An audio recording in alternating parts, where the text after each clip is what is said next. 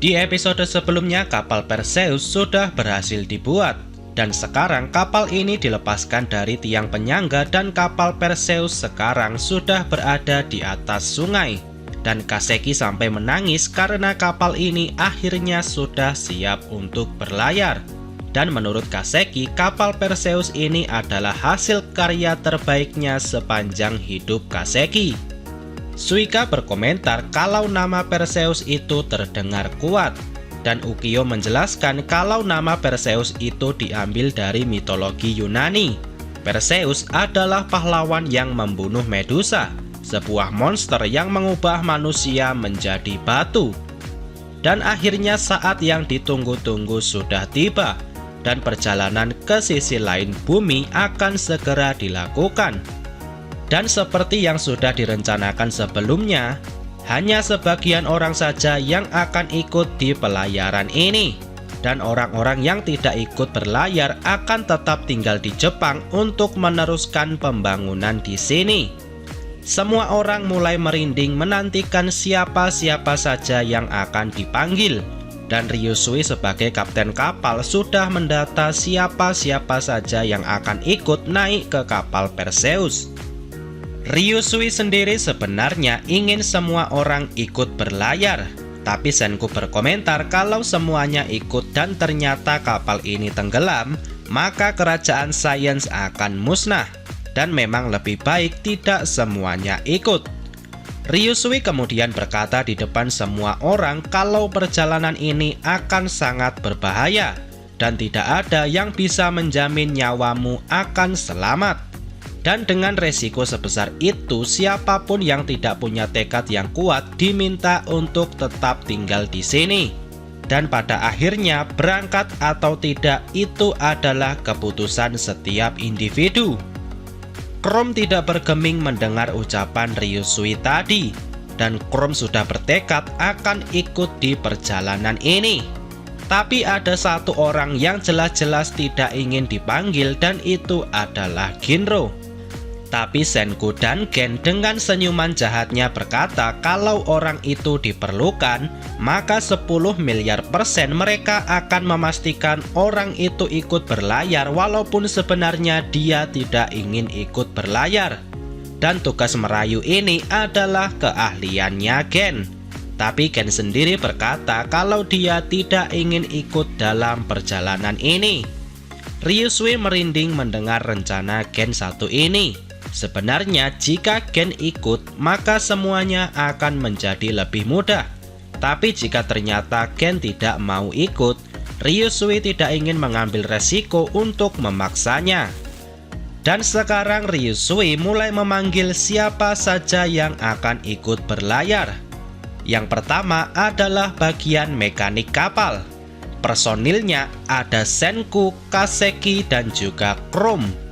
Chrome dan Kaseki naik ke atas kapal ini dengan bangga, sementara Senku hanya dengan muka yang datar. Dan berikutnya adalah operator layar kapal. Tugas ini diserahkan kepada Yuzuriha. Selanjutnya Ukyo sebagai ahli radar dan sonar. Selanjutnya Francois yang mengurus bagian makanan. Selanjutnya adalah tim pengoperasian kapal. Ini adalah tugas yang berat, tapi tenang saja karena mereka punya banyak orang dengan kekuatan yang besar. Dan personilnya ada Taiju, Kohaku, dan juga Nikki. Tapi Yo juga langsung ikut naik walaupun namanya belum dipanggil. Selanjutnya yang naik adalah Magma. Magma berkata ke Mental kalau dia sebenarnya bisa tetap tinggal di sini dan menjadi pemimpin berikutnya. Tapi menurut Magma, pemimpin tertinggi adalah yang membuktikan dirinya dalam pertempuran. Dan Mental juga setuju dengan hal itu. Dan sekarang adalah kru tambahan yang belum dipanggil namanya. Dimulai dari Ginro. Ginro menunggu namanya dipanggil dan tidak mau asal-asalan naik ke atas kapal. Karena bagi Ginro, aturan harus dipatuhi. Dan orang selanjutnya yang dipanggil adalah Ginro. Dan Ginro langsung menangis karena tidak mau ikut dalam perjalanan yang berbahaya ini. Ryusui mengingatkan Ginro kalau yang naik ke kapal hanyalah mereka yang sudah siap. Dan jika tidak siap, maka tinggal bilang saja tidak ikut.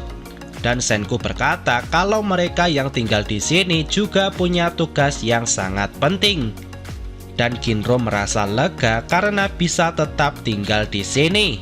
Sementara Kohaku merasa khawatir dengan satu hal, dan itu adalah ancaman dari Hyuga dan juga Homura yang sekarang ada di penjara.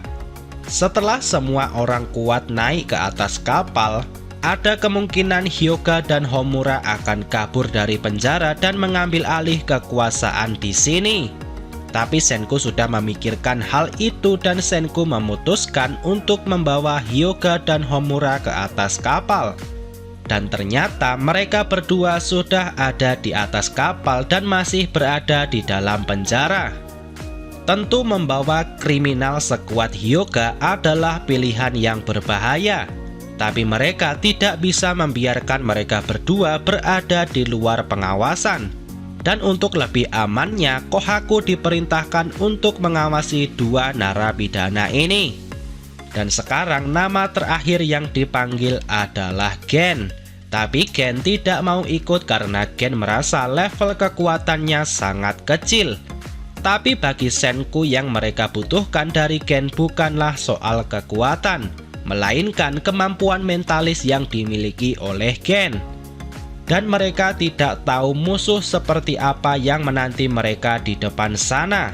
Dan tentu dengan adanya mentalis maka mereka akan punya senjata yang kuat. Mendengar ini Gen sebenarnya masih tidak mau ikut. Tapi pada akhirnya Gen tetap naik ke atas kapal.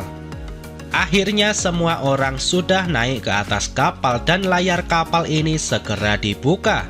Setelah semua persiapan selesai, kapal Perseus mulai berangkat untuk misi penjelajahan dunia. Ternyata Minami tetap tinggal di sini dan Minami berpesan untuk semua orang supaya kembali dengan selamat. Dan Mirai mengandalkan semuanya untuk membangkitkan Tsukasa. Dan Yo yang ada di atas kapal merasa dirinya menjadi seorang pahlawan. Perlahan Perseus mulai menjauh. Dan semua orang yang tetap tinggal memberikan semangat untuk semua kru yang ada di kapal. Dan Ruri merasa campur aduk mengantarkan perjalanan mereka semua. Dan sekarang Perseus sudah keluar dari garis pantai. Dan Kinro menyayangkan Ginro yang tidak mau ikut dalam perjalanan ini. Dan Kinro terus melihat ke arah pantai. Sementara itu, Ginro memasang ekspresi yang aneh dan tiba-tiba Ginro melompat ke laut. Aksi Ginro ini menjadi perhatian semua orang di pantai. Dan Ginro berenang mengejar kapal Perseus. Ginro berteriak-teriak supaya didengar oleh orang yang ada di kapal.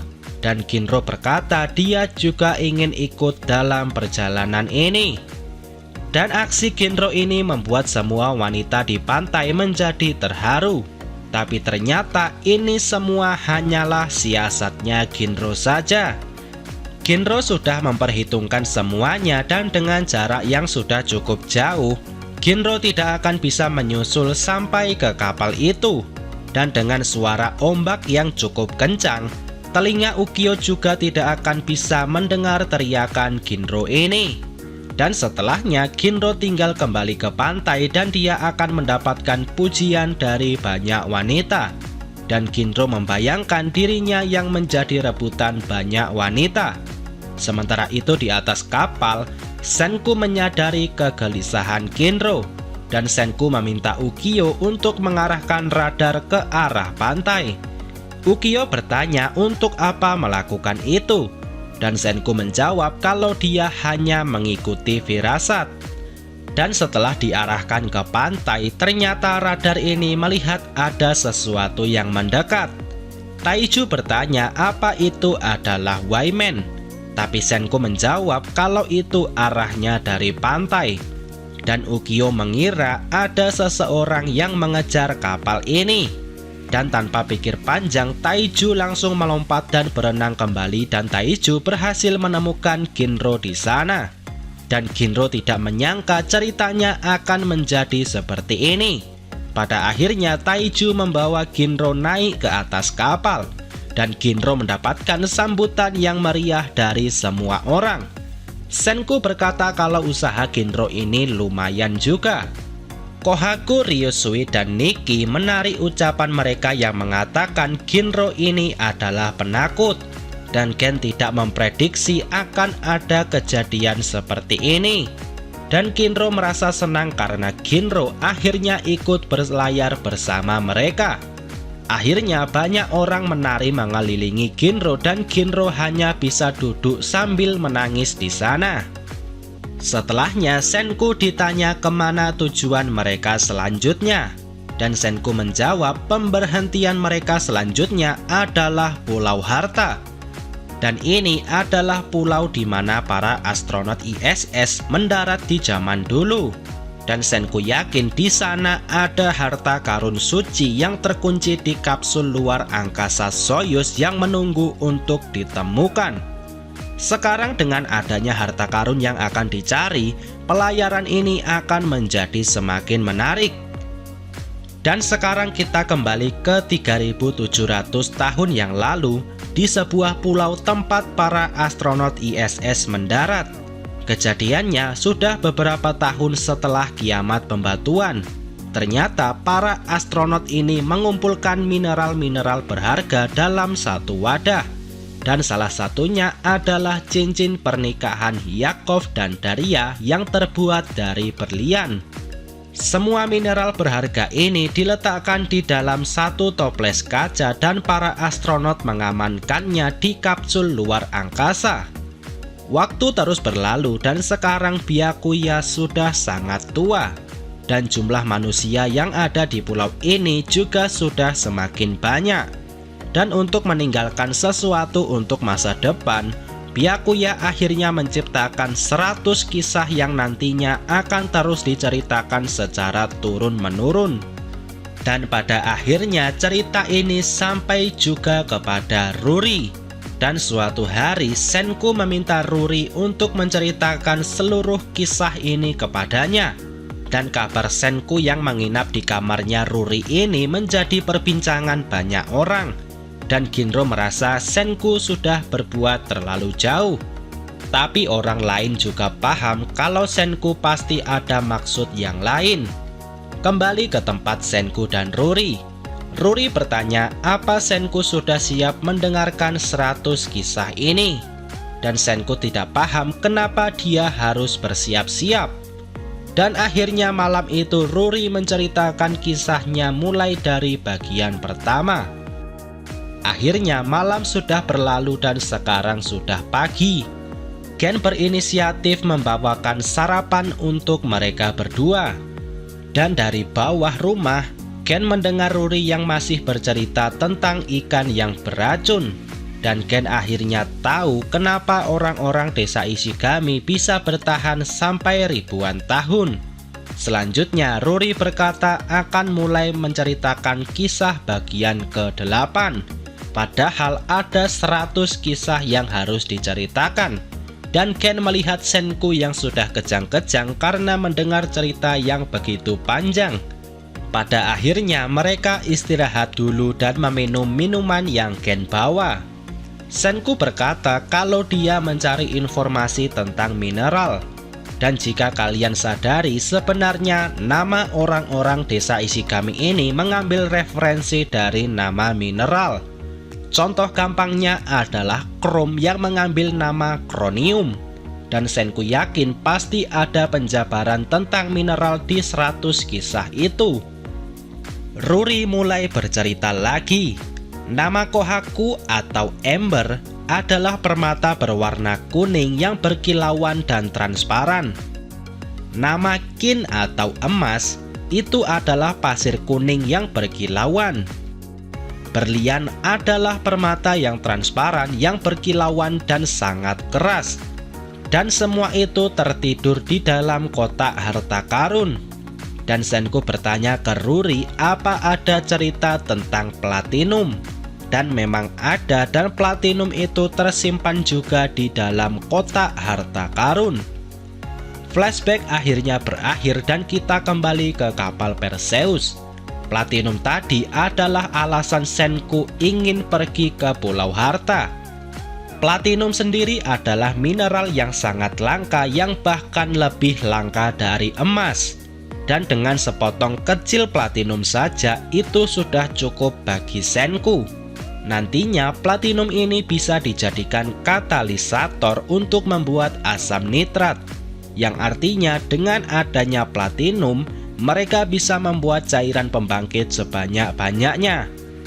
Kohaku lalu bertanya ke Chrome apa tidak ada platinum di dalam koleksi mineralnya Chrome. Dan Chrome berkata dia tidak punya platinum sama sekali karena itu memang sangat langka. Kemudian Ukyo bertanya ke Senku bagaimana cara para astronot ISS menyimpan mineral itu supaya bisa bertahan sampai ribuan tahun. Dan Senku berkata kalau para astronot punya kotak terkuat yang bahkan bisa bertahan di suhu yang sangat tinggi di atmosfer sekalipun. Dan kotak harta itu adalah pesawat luar angkasa Soyuz. Dan Gen bertanya di mana letak harta karun itu berada. Dan Senku menjawab pilihan mereka hanyalah datang ke pulau itu dan mencarinya di setiap sudut pulau. Dan tanpa disengaja pembicaraan mereka ini didengar oleh seseorang. Seseorang ini kemudian memanggil Gen dan menjelaskan apa yang dia ketahui. Setelahnya Gen membawa orang ini bertemu dengan Senku. Tapi Senku tidak ingat nama orang ini. Dan Kohaku berkata kalau orang ini berasal dari desa Ishigami tapi dia tidak memiliki nama. Dan saat dipanggil ke atas kapal, orang ini dipanggil dengan tanpa nama. Setelahnya orang ini berkata kalau dia sebenarnya bukan berasal dari desa Ishigami. Orang ini mengingat saat dia masih kecil dia dihanyutkan di laut. Dan pada akhirnya dia sampai di desa Ishigami. Dan penduduk desa Ishigami akhirnya mengadopsinya sampai besar. Tapi karena nama asli orang ini tidak cocok dengan nama orang-orang asli desa Ishigami, maka orang ini tumbuh tanpa memiliki nama. Dan sekarang orang ini memperkenalkan nama aslinya. Orang ini bernama Soyuz. Dan Soyuz merasa dia bisa membantu menunjukkan arah ke pulau harta karun itu. Yang mana ternyata pulau ini adalah tempat kelahiran Soyuz. Dan ini menjadi sebuah titik terang kalau di pulau itu ada penghuninya. Apakah perjalanan Senku dan yang lainnya akan mudah? Apakah orang di pulau harta karun itu nantinya akan bekerja sama? Dan apakah mereka akan segera bertemu dengan Wyman? Temukan jawabannya di video pembahasan selanjutnya. Oke, sekian dulu video kali ini. Semoga videonya bermanfaat. Subscribe channel ini dan sampai jumpa di video selanjutnya.